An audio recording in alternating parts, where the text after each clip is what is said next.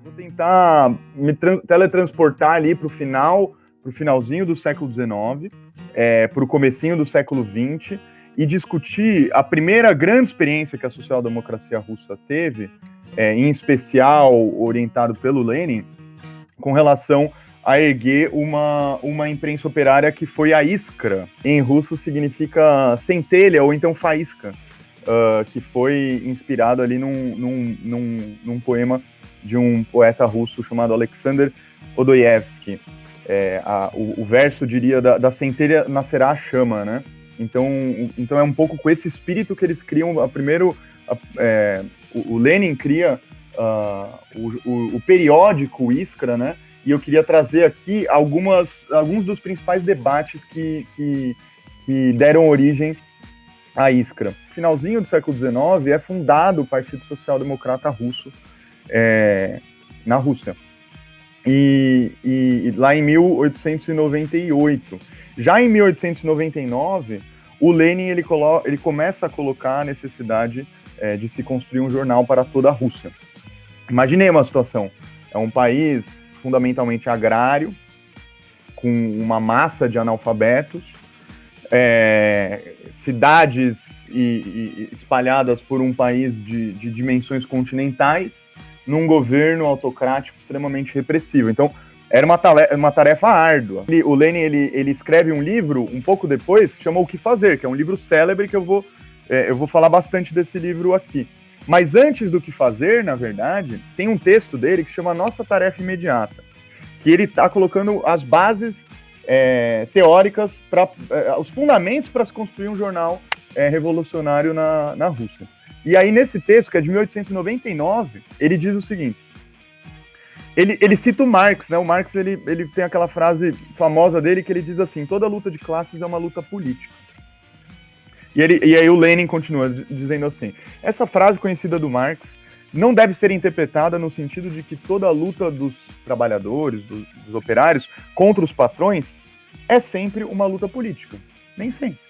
A gente tem que interpretar ela no sentido de que a luta dos operários contra os capitalistas necessariamente se converte em luta política na medida em que se converte em luta de classe. A tarefa da social-democracia consiste precisamente em transformar, por meio da propaganda, da agitação e da organização dos operários, transformar essa luta espontânea contra os seus opressores em uma luta de toda a classe, numa luta de um partido político determinado, por ideais políticos e socialistas definidos. Semelhante tarefa não se pode ser conquistada somente com um trabalho local. E aí aqui algumas coisas, assim, primeiro, não sei se todos os companheiros estão familiarizados, mas a social-democracia na época era sinônimo de revolucionário, certo? Hoje em dia não tem nada a ver com a social-democracia totalmente burguesa de hoje.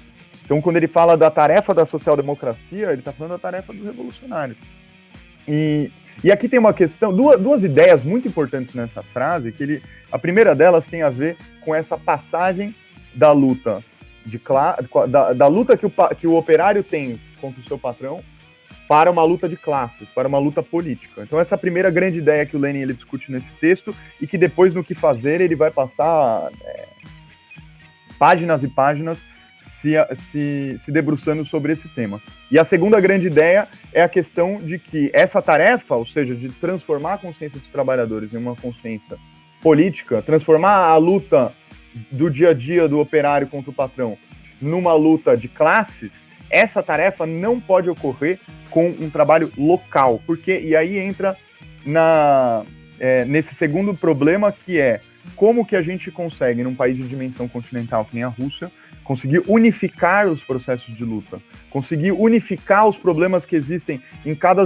Ele até fala em determinado momento, né, do Cáucaso até os Urais. O Cáucaso fica ali no sul da Rússia, os Urais fica ali nos montes Urais, no norte da Rússia. Como é que a gente resolve esse problema prático? Então são dois problemas que o Lenin está colocando em 1899, um mais de ordem teórica e outro mais de ordem prática. Então, isso antes de escrever O Que Fazer. Ao longo do tempo, ele acaba sendo preso, ele é solto ali em 1900, ele tem que se exilar, E lá no exílio ele decide, então, definitivamente fundar um periódico, né? A gente pode chamar de jornal, podemos chamar de diário, que seja, que é o Iskra.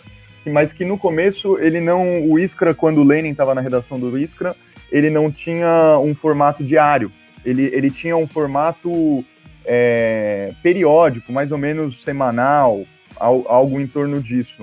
E por quê? Justamente porque para o Iskra poder chegar na Rússia, ele tinha que contar com uma rede extensa de centenas, alguns milhares de militantes do Partido Social Democrata para poder chegar clandestinamente na Rússia, uma vez que ele era ilegal, certo? Ou seja, ele era escrito no exílio, na Europa, aí ele passava por algumas fronteiras, chegava até passar por fronteira da Turquia. As histórias, elas são de arrepiar, porque tinha vezes em que os militantes revolucionários, eles tinham que transportar um texto da Iskra, um periódico da Iskra, por fundos falsos de malas, ou então usando tintas invisíveis. Imagine isso em 1900, para poder burlar a censura e para poder burlar a repressão czarista. E ele funda esse jornal e bastante em luta política com uma ala da social-democracia que a gente poderia chamar como a ala dos economicistas, a ala dos meramente sindicalistas, ou então a ala dos espontaneístas. E essa é a grande discussão que o Lenin faz no Que Fazer, e que já está ali naquele trecho que eu tinha lido sobre a nossa tarefa imediata, né?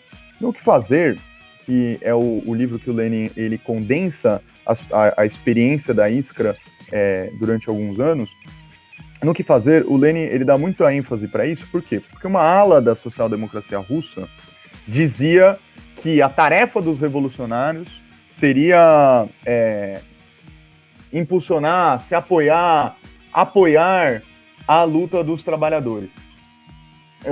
Apoiar espontaneamente a luta dos trabalhadores, e que, de certa forma, a tarefa dos social-democratas ela poderia se resumir a isso: a apoiar as lutas sindicais, a apoiar as greves, a apoiar as jornadas de luta, a apoiar as manifestações e etc. Esse debate é atualíssimo, porque qual que é a grande discussão que o Lenin faz? Ele pega e fala assim: não, o problema é que a gente vive numa sociedade capitalista, onde a ideologia dominante é a ideologia da classe dominante, e que o espontaneísmo, se ele se restringe às lutas espontâneas, ele não vai conseguir fazer o salto de transformar essa luta econômica em uma luta política. Ou seja, fazer com que os trabalhadores consigam ter um avanço de consciência no sentido deles se verem, passarem a se ver em cada processo de luta uma classe de si e para si. Porque de um ponto de vista, e hoje em dia a gente vê isso com mais clareza, eu acho, é mais fácil de ver, de um ponto de vista, para a burguesia, não há grandes problemas a classe trabalhadora apenas lutar. Porque se as lutas ficarem isoladas, a burguesia, o que ela faz? Como ela faz hoje em dia.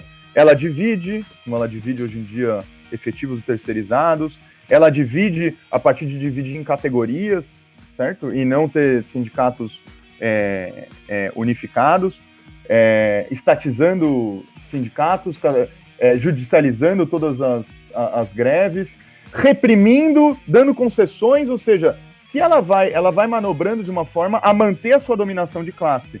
Enquanto os trabalhadores não estiverem pensando em tomar o poder, enquanto os trabalhadores não colocarem a questão do poder em dia, a burguesia ela vai manobrando, seja pela porrada, seja pela concessão, seja pela cooptação das direções e assim por diante.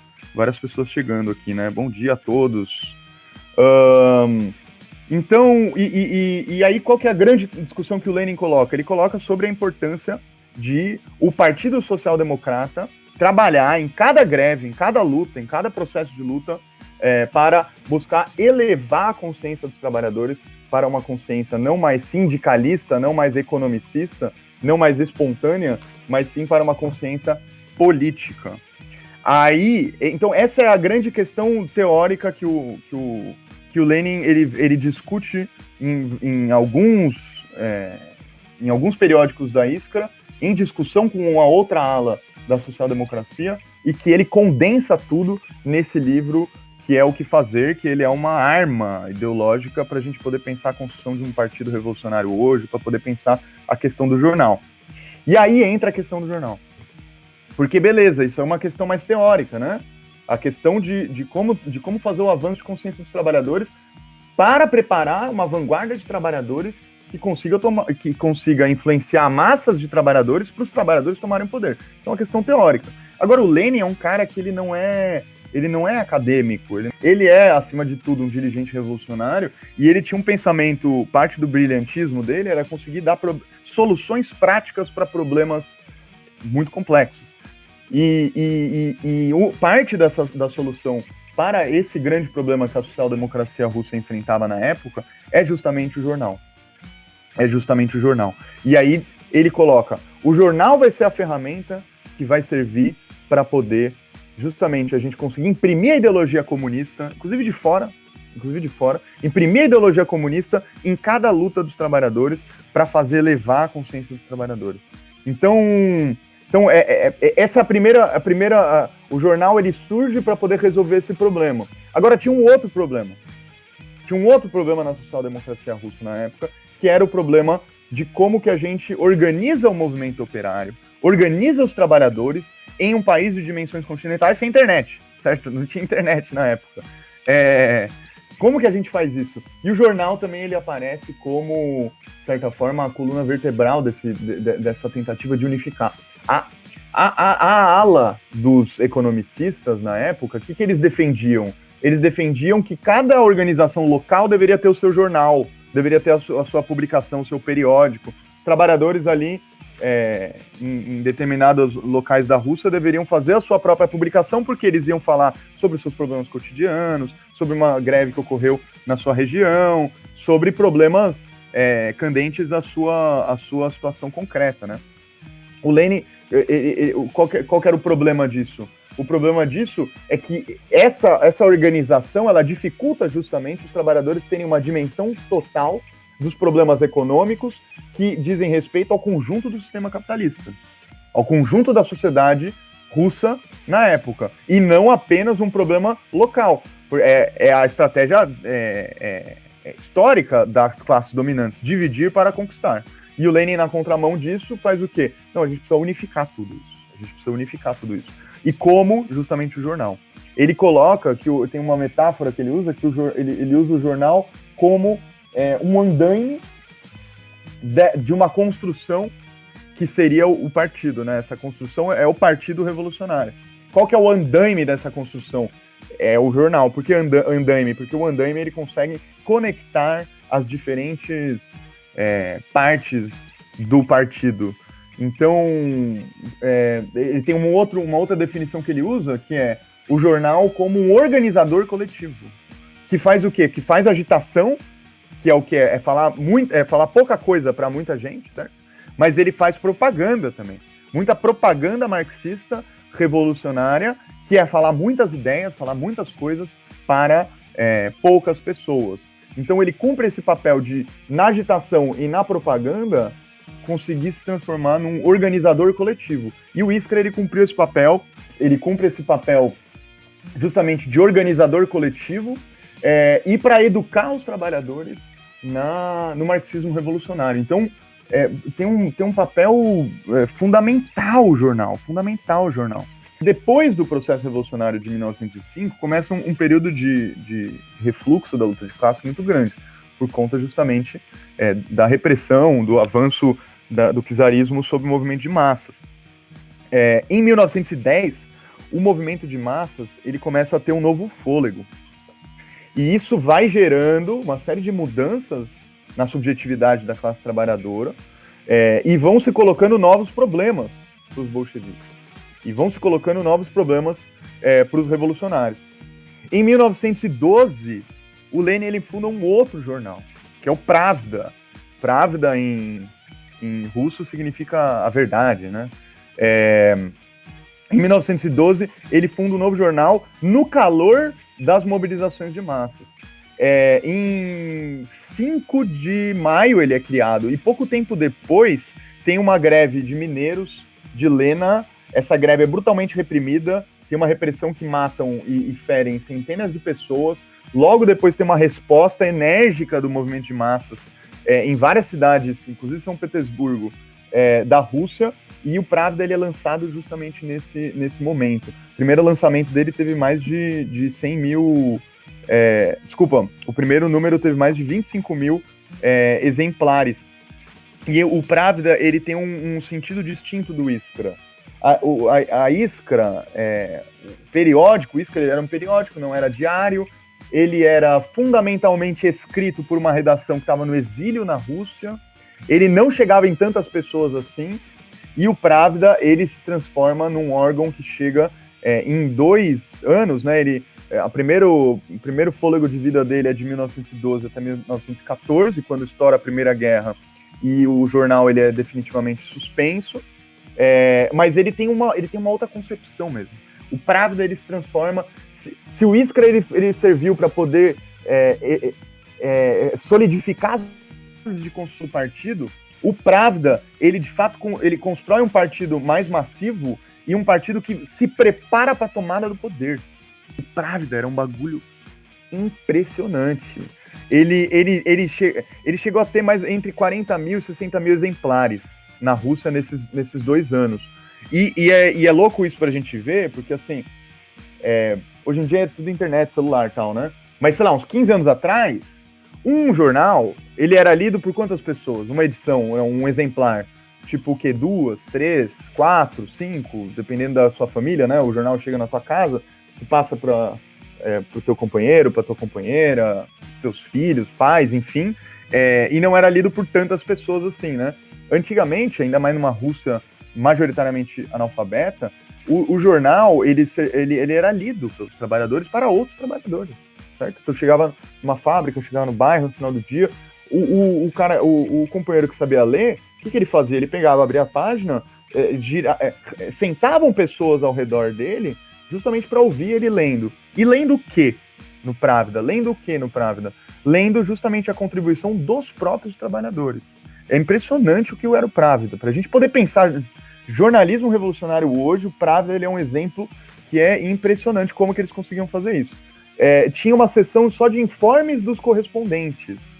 Eu já li que em toda a Rússia chegavam cerca de 40 denúncias diárias dos próprios trabalhadores, que de alguma forma chegava até a redação do Pravda. Eu trouxe alguns números aqui para a gente ver o nível, a proporção do jornal. Como que ele funcionava do ponto de vista financeiro? Os próprios trabalhadores financiavam, não tinha financiamento da patronal russa, da nobreza, era os próprios trabalhadores. Inclusive, isso dava um senso de pertencimento por parte dos trabalhadores, né? De ser parte do jornal. E não de ser não de ter uma relação passiva com o jornal, mas sim de ter uma relação ativa, dele se ver como parte do sujeito daquele objeto, certo? Determinante daquele objeto. Isso é riquíssimo, tem uma diferença brutal isso. Então, o que acontecia? O czarismo ia lá, reprimia o jornal, prendia redatores, suspendia o jornal. Muitas vezes o jornal tinha que pagar multas e os trabalhadores faziam fundos para poder pagar essas multas. Olha isso. Em 1912, tem o número de que o Pravda teve 620 coletas financeiras de trabalhadores em toda a Rússia. Em 1913, 2.181 e em 1914, 2.873 coletas espalhadas por toda a Rússia. Em um ano, mais de 11 mil crônicas enviadas pelos trabalhadores. No primeiro exemplar tinha crônica de trabalhador, tinha poema feito pelos próprios trabalhadores. No primeiro exemplar tinha análise econômica marxista da situação, tinha denúncias operárias que chegavam, ou seja, ele se transformou num jornal dos trabalhadores e para os trabalhadores. Diferente do Iskra, que era feito de fora, certo? Agora, com um intuito semelhante, que era o de fazer uma educação profunda no marxismo revolucionário, o de unir os trabalhadores para eles terem uma sensação, para a gente conseguir vislumbrar o conjunto dos problemas da Rússia unificado, certo? E conseguir justamente direcionar a política do partido, fazer agitação, fazer propaganda.